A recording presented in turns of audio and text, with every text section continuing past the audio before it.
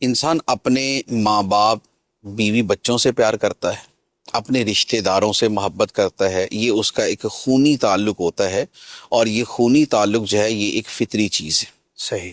دوسرے نمبر پہ انسان کے جو دوست اور جو تعلق دار ہوتے ہیں ان کے ساتھ اپنائیت اور انسیت محسوس کرنا، یہ ایک انسانی فطرت ہے۔ تیسرے نمبر پہ جو انسان کا وطن ہے یہ بھی اس کی محبتوں کا ایک بہت عظیم مرکز ہوتا ہے، خواہ وہ کوئی بھی ملک ہو، چھوٹا ہو یا بڑا، پسماندہ ہو یا ترقی یافتہ۔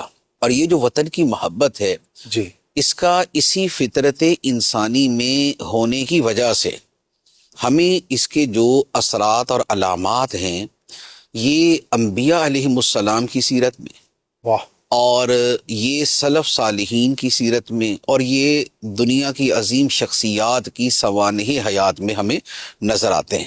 مثال کے طور پہ انبیاء علیہم السلام کا جب تذکرہ کیا جاتا ہے تو اس میں ایک لفظ استعمال کیا جاتا ہے کہ راہ خدا میں انہوں نے ہجرت کی۔ ہجرت آخر ایسی کیا چیز ہے کہ جسے ایک اس کو عظیم تاثر دے کر بیان کیا جاتا ہے کہ دیکھیں انہوں نے دین کی خاطر اتنی قربانیاں دی کہ انہوں نے ہجرت بھی کی۔ اس کا مطلب یہ ہوا کہ ہجرت کرنا جو ہے یہ ایک ایسی چیز ہے کہ جس میں انسان کو بہت بڑی قربانی دیتا ہے۔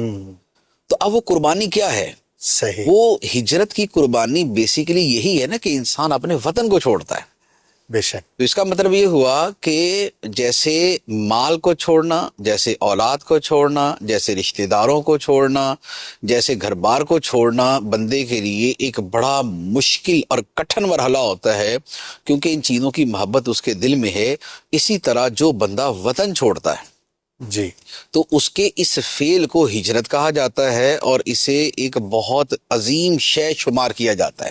سبحان تو اب بیان کیا جاتا ہے کہ جناب حضرت ابراہیم علیہ السلام نے ہجرت کی، حضرت لوط علیہ السلام نے ہجرت کی، حضرت موسیٰ علیہ السلام نے اپنی قوم کے ساتھ ہجرت کی۔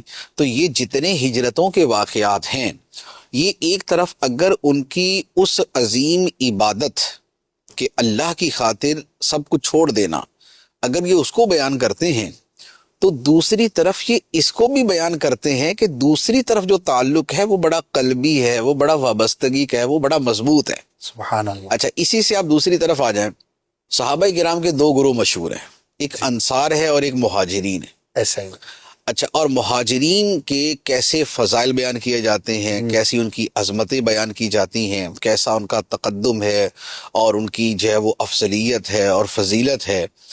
اب اس کے لیے ٹائٹل کیا ہے؟ مہاجرین۔ مہاجر، یہ اتنا بڑا ٹائٹل جو ان کو ملا ہے یہ کس اعتبار سے ہے؟ یہ اس اعتبار سے ہے کہ وہ جو وطن کی محبت تھی انہوں نے اسے بھی اللہ کی رضا کے لیے چھوڑ دیا اور یہ وہاں سے جانے پہ تیار ہو گئے۔ سبحان تو اللہ، اس کا مطلب یہ ہوا کہ وہ جو فطرت جو میں کہہ رہا ہوں نا کہ وطن سے محبت انسان کی فطرت ہے وہ ان ساری چیزوں سے ہمارے سامنے آتی ہے۔ ایسا ہی، اچھا، خود نبی پاک صلی اللہ علیہ وآلہ وسلم نے جب مکہ مکرمہ سے ہجرت فرمائی جی، تو آپ نے مکہ مکرمہ کو مخاطب کر کے فرمایا تھا کہ اے مکہ تو میرے نزدیک سب سے زیادہ محبوب ہے اللہ کے شہروں میں سے، اگر میری قوم مجھے نہ نکالتی تو میں تمہیں کبھی نہ چھوڑتا۔ واہ، اور پھر مدینہ منورہ کو جب اپنا وطن بنا لیا تو وہاں نبی پاک علیہ السلام نے باقاعدہ یہ دعا کی کہ اے اللہ مدینہ بھی ہمیں ایسا ہی محبوب کر دے جیسے مکہ ہمیں محبوب تھا، سبحان اللہ، بلکہ اس سے بڑھ کر۔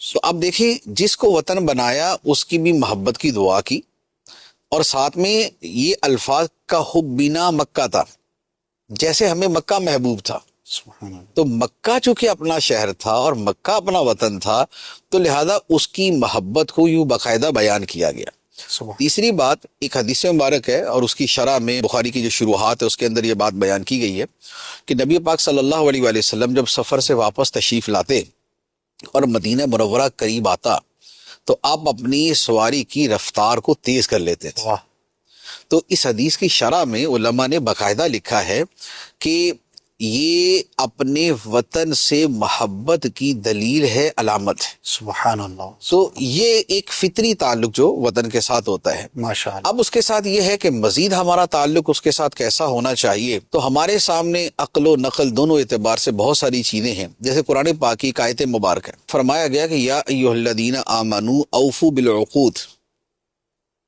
اے ایمان والو تم جتنے معاہدے کرو سب کو پورا کرو۔ بے شک۔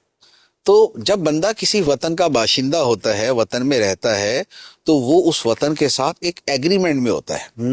اب وہ ایگریمنٹ اس کے قانون کی پاسداری، صحیح۔ اس کی فلاح و بہبود کی کوشش، اسے نقصان پہنچانے سے بچنا، نقصان پہنچانے والوں سے دور رہنا، اور ان کے حوالے سے جو لیگل اور قانونی وے ہے اسے اختیار کرنا، یہ سب اس ایگریمنٹ میں شامل ہے۔ اور یہ یوں کہہ لیں کہ یہ کوئی ہڈن ایگریمنٹ نہیں ہے، یہ ان نون نہیں ہے، بلکہ یہ نون، یعنی یہ وہ نون اور معلوم ہے کہ جسے ہم کہتے ہیں نا بھائی یہ تو معروف ہے۔